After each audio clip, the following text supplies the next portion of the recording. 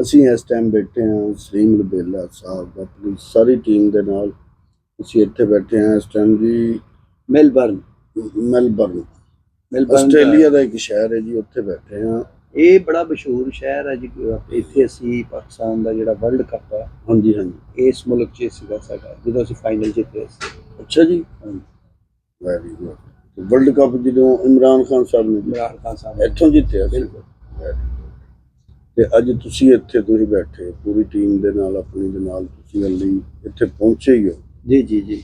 ਤੇ ਤੁਹਾਨੂੰ ਕੈਸਾ ਲੱਗ ਰਿਹਾ ਹੈ? ਤੁਹਾਨੂੰ ਕੈਸਾ ਲੱਗ ਰਿਹਾ ਕਿ ਤੁਸੀਂ ਇੱਥੋਂ ਕੀ ਜਿੱਤ ਕੇ ਜਾ ਸਕਦੇ ਹੋ? ਇਹ ਫਲੈਟ ਸਾਹਮਣੇ ਸਾਡੇ ਕੋਲ ਆ ਗਈ, ਮੇਰਾ ਖਿਆਲ ਹੈ ਤੁਹਾਨੂੰ ਹੀ ਲੈਣਾ ਜੀ।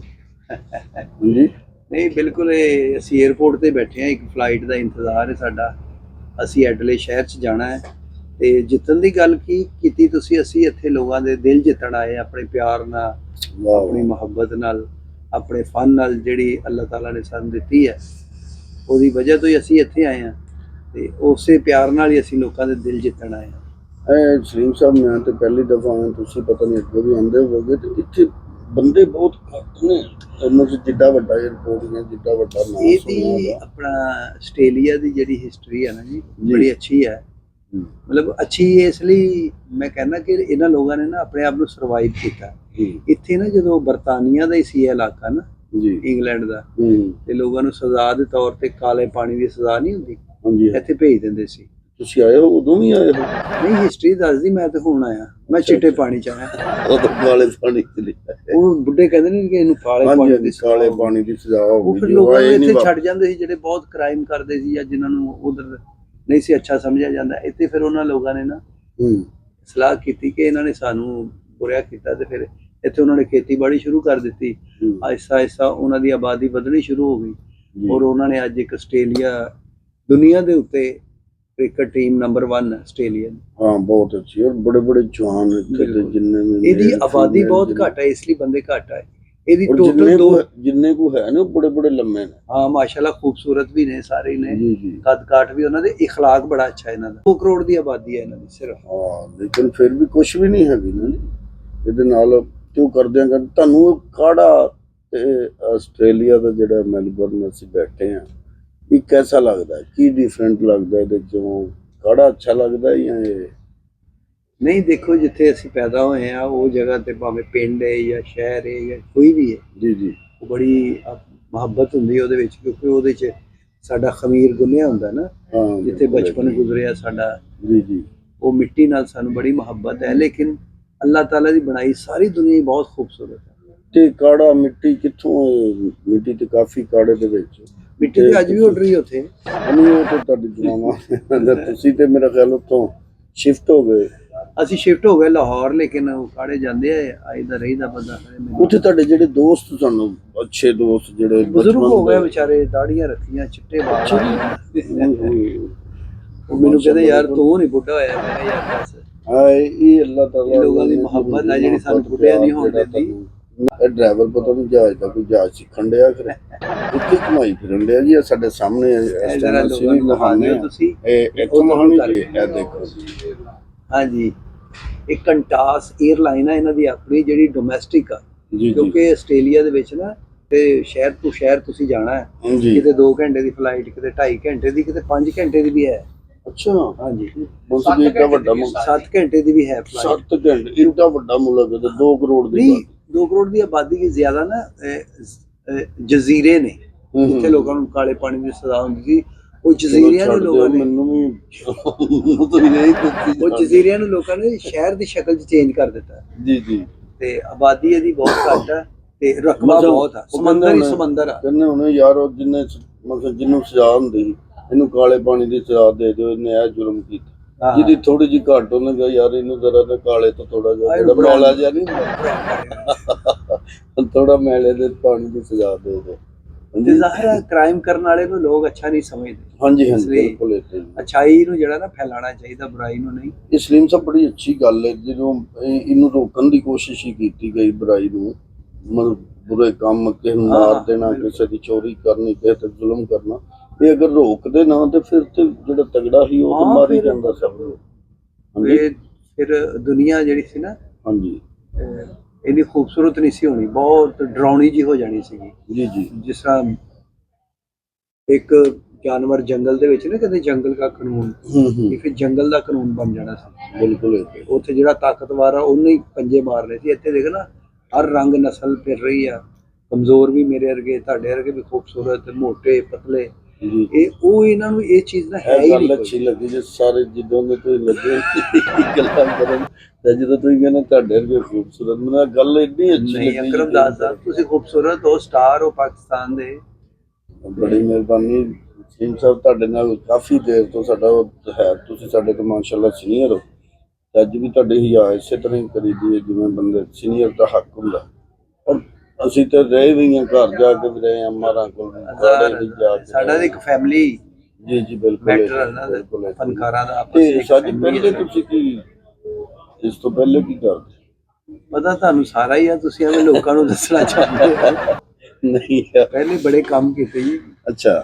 ਚਾਹ ਦਾ ਢਾਬਾ ਵੀ ਸੀ, ਫਿਰ ਰੇੜੀ ਵੀ ਲਾਈ ਹੈ, ਸੁਨਿਆਰਿਆਂ ਦਾ ਕੰਮ ਵੀ ਢਾਬਾ ਹੋਰ ਕੀਤਾ। ਹੁੰਦਾ ਸਾਜੀ, ਰੇਡੀ ਹੋਰ ਹੁੰਦੀ, ਤੁਸੀਂ ਕੀ ਚਾਹ ਦੀ ਰੇੜੀ ਨਹੀਂ, ਇੱਕ ਹਾਂ। ਕੰਟੀਨ ਸੀ, ਖੋਖਾ ਨਹੀਂ ਹੁੰਦਾ ਚਾਹ ਦਾ ਹਾਂਜੀ। ਖੋਖਾ। ਹਾਂਜੀ ਹਾਂਜੀ। ਹੋਕਾ ਤੁਹਾਡਾ ਇਸ ਨਾਲ ਤੁਸੀਂ ਇਹ ਵੀ ਕਰਦੇ ਹੋ, ਡਰਾਮੇ ਵੀ ਕਰਦੇ ਹੋ। ਡਰਾਮੇ ਵੀ ਕਰੀਦੇ ਸੀ। ਉਹ ਸ਼ੌਕ ਸੀ ਨਾ ਇੱਕ ਸਾਡਾ। ਕਿਹੜੀ ਸੰਨ ਤੋਂ Passion। ਸ਼ੁਰੂ ਕਰ ਦਿੱਤਾ? ਮੈਂ 92 ਤੋਂ। ਅੱਛਾ, ਬਾਨੂ ਉਦੋਂ ਅਸੀਂ ਨਿੱਕੇ ਨਿੱਕੇ ਹੁੰਦੇ। ਸਾਡੇ ਵਾਲ ਨਿੱਕੇ ਨਿੱਕੇ ਹੋਣੇ, ਤੁਸੀਂ ਏਦਾਂ ਹੀ ਸੀ। ਨਹੀਂ ਉਦੋਂ ਛੋਟੇ ਉਦੋਂ ਹੁੰਦੇ ਸੀ। ਇਹ ਸੀਗਾ ਕਿ ਇੱਕ ਸ਼ੌਕ ਸੀਗਾ, ਮਤਲਬ ਪੈਸ਼ਨ ਸੀ ਸਾਡਾ ਨਾ। ਜੀ ਜੀ ਪੈਸ਼ਨ ਹੁੰਦਾ, ਸ਼ੌਕ ਨੂੰ ਪੈਸ਼ਨ ਹੀ ਕਹਿੰਦੇ ਇੰਗਲਿਸ਼ 'ਚ। ਬਿਲਕੁਲ ਹੈ। ਤੇ ਉਹ ਪੈਸ਼ਨ ਸਾਡਾ ਅੱਲਾਹ ਤਾਲਾ ਨੇ ਪ੍ਰੋਫੈਸ਼ਨਲ 'ਚ ਚੇਂਜ ਕਰ ਦਿੱਤਾ। ਹੂੰ। ਸਾਨੂੰ ਪੈਸੇ ਮਿਲਣ ਲੱਗ ਪਏ, ਸਾਡਾ ਘਰ ਚੱਲਣ ਲੱਗ ਪਿਆ, ਜੀ ਸਾਡੇ ਬੱਚੇ ਪੜ੍ਹਨ ਲੱਗ ਪਏ, ਮਾਸ਼ਰੇ 'ਚ ਇੱਜ਼ਤ ਹੋਣ ਲੱਗ ਪਈ। ਜੀ ਇਹ ਕੰਮ ਮੈਂ ਕਹਿੰਦਾ ਕਿ ਲੋਕ ਤਾਂ ਕਹਿੰਦੇ ਨਾ ਕਿ ਇਹ ਕਿਹੜਾ ਕੰਮ ਹੈ, ਇਹ ਜਿਹਦੇ ਵਿੱਚ ਅੱਲਾਹ ਤਾਲਾ ਨੇ ਇਕੁਆਲਿਟੀ ਪਾਈ ਹੈ ਨਾ, ਤੇ ਸਾਡੇ ਨਾਲ ਦਾ ਹੀ ਮੁਲਕ ਆ, ਉਹਨੂੰ ਭਗਵਾਨ ਕਹਿੰਦੇ ਉੱਥੇ। ਹਾਂਜੀ ਹਾਂਜੀ ਬਿਲਕੁਲ ਏਦਾਂ। ਰਿਸਪੈਕਟ ਆਊਟ ਕੇ ਖਲੋ ਜਾਂਦੇ ਆ। ਉਦੋਂ ਸਾਜੀ ਇਹ ਵੀ ਹੁੰਦਾ, ਪ੍ਰੋਡਿਊਸਰ ਡਰਾਮਾ ਕਰਾਇਆ ਤੇ ਜ਼ਿੰਮੇਵਾਰ ਨੂੰ ਪ੍ਰੋਡਿਊਸਰ ਗਾਇਬ ਹੋ ਗਿਆ। ਆਹੋ, ਨੱਸ ਗਿਆ। ਆਖਰੀ ਸ਼ੋਅ ਚੁੱਕ ਕੇ ਉਹਨੇ ਗਾਇਬ ਹੋ ਜਾਣਾ, ਉਹਨੇ ਉੱਥੇ ਬੁਕਿੰਗ ਤੋਂ ਨਿਕਲ ਜਾਣਾ, ਤੇ ਉੱਥੋਂ ਤੇ ਅਸੀਂ ਉਹ ਮੁੰਡੇ ਨੂੰ ਕਹਿਣਾ ਯਾਰ ਇਹਨਾਂ ਨੂੰ ਰੁਪਈਆ 100 ਕਿਰਾਇਆ ਦੇ ਦੇ ਤੇ ਨਿਕਲਣ ਨੂੰ ਵਾਪਸ। ਉੱਥੇ ਫੈਨ ਵੀ ਬਣ ਜਾਂਦੇ ਸੀਗੇ। ਉਦੋਂ ਫੈਨ 100-200 ਵਾਲੇ ਹੀ ਹੁੰਦੇ ਸੀ। ਉਦੋਂ ਤੇ ਕਿਸੇ ਨੇ ਕਿਰਾਇਆ ਦੇਤਾ, ਰੋਟੀ ਵੱਡਾ ਖਵਾਤੀ। ਨੋਟ ਵੀ ਨਹੀਂ ਸੀ ਇੰਨਾ ਹੁੰਦਾ। ਨਹੀਂ, ਕਿਸੇ ਰੋਟੀ ਦੇ ਦਿੱਤੀ, ਉਦੋਂ ਕਿਸੇ ਅਸੀਂ ਕਿਰਾਇਆ ਦੇ ਬਾਕੀ ਅਸੀਂ ਕਿਰਾਇਆ ਲਾ ਕੇ ਤੇ ਘਰ ਆਉਣਾ, ਘਰਦਿਆਂ ਨੇ ਕਹਿਣਾ ਪੈਸੇ। ਹਾਂ। ਅਸੀਂ ਝੂਠ ਬੋਲ ਦੇਣਾ ਜੀ, ਉੱਥੇ ਛਾਪਾ ਪੈ ਗਿਆ ਜੀ, ਉੱਥੇ ਇੰਜ ਹੋ ਗਿਆ ਸੀ, ਲੋਕਾਂ ਨੇ ਸਾਡੇ ਖਿਲਾਫ ਜਲੂਸ ਕੱਢ ਲਿਆ ਸੀ। ਤੇ ਘਰ ਦੇ ਕਹਿੰਦੇ ਹੁੰਦੇ ਤੇ ਇਹ ਘਰ ਕੰਮ ਦੇ ਜੀ ਕਹਿੰਦੇ ਕਿਉਂ ਤੁਸੀਂ ਕੰਮ ਨਹੀਂ, ਉਹ ਤਾਂ ਕਹਿੰਦੇ ਕੰਜਰਖਾਨਾ ਛੱਡਣਾ ਕਿ ਨਹੀਂ।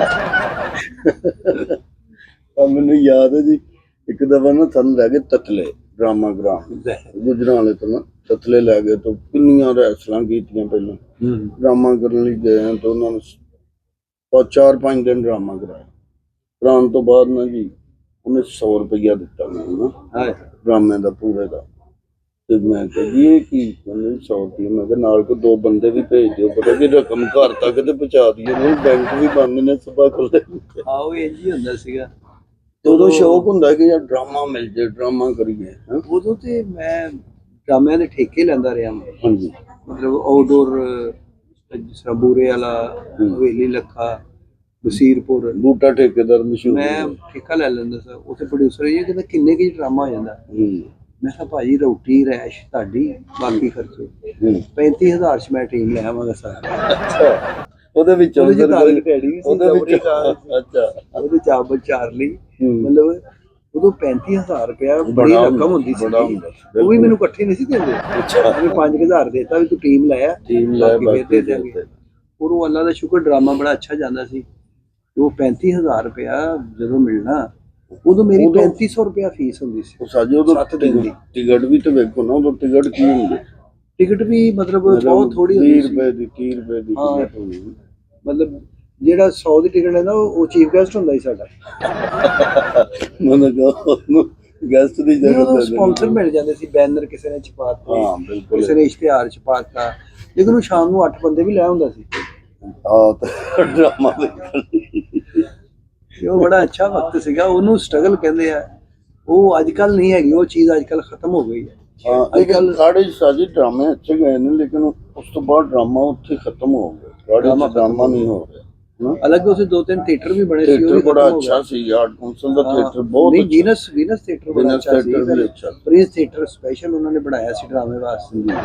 लेकिन आर्ट काउंसिल गवर्नमेंट ही अदारा वा, ਉਹ ਲੋਕ ਚਾਹੁੰਦੇ ਹੀ ਨਹੀਂ ਕਿ ਅਸੀਂ ਰਾਤ 12 ਵਜੇ ਤੱਕ ਡਿਊਟੀ ਦਈਏ। ਆ ਸਾਈਵਾਲ 2 ਥੀਏਟਰ ਨੇ, ਉੱਥੇ ਕਰੀ ਜਾਂਦੇ ਨੇ, ਉਹਨਾਂ ਨੂੰ ਪੈਸੇ ਮਿਲ ਰਹੇ ਨੇ। ਇਸੇ ਲਈ ਤੇ ਲੋਕਾਂ ਨੇ ਪ੍ਰਾਈਵੇਟ ਥੀਏਟਰ ਸਾਈਵਾਲ ਬਣਾਏ ਸੀ। ਤੁਸੀਂ ਵੀ ਕਾਫੀ ਕੀਤਾ। ਹਾਂਜੀ, ਸਾਈਵਾਲ ਤੇ ਪੈਰਾਡਾਈਜ਼ ਦੇ ਵਿੱਚ। ਪੈਰਾਡਾਈਜ਼ ਥੀਏਟਰ ਸਾਡਾ ਆਪਣਾ ਸਮਝੋ ਇੱਕ ਘਰ ਹੀ ਹੁੰਦਾ ਸੀ। ਜੀ ਜੀ ਬਿਲਕੁਲ। ਸਾਨੂੰ ਕਿਤੇ ਵੀ ਡਰਾਮਾ ਨਹੀਂ ਲੱਭਣਾ, ਅਸੀਂ ਬੈਗ ਚੁੱਕ ਕੇ ਉੱਥੇ ਚਲੇ ਜਾਣਾ। ਚੌਰ ਸਾਹਿਬ ਨੇ ਕਹਿਣਾ ਕਿੱਧਰ ਚੋਰੀ ਡਰਾਮਾ ਹੈ ਨਹੀਂ। ਚੋਰੀ ਅਸਗਰ ਸਾਹਿਬ, ਚੌਰੀ ਅਸਗਰ ਸਾਹਿਬ ਅੱਲਾ ਜਨਤਾ ਚ ਘਰ ਕਰੇ, ਬਹੁਤ ਬਹੁਤ ਨਾਈਸ ਆਦਮੀ।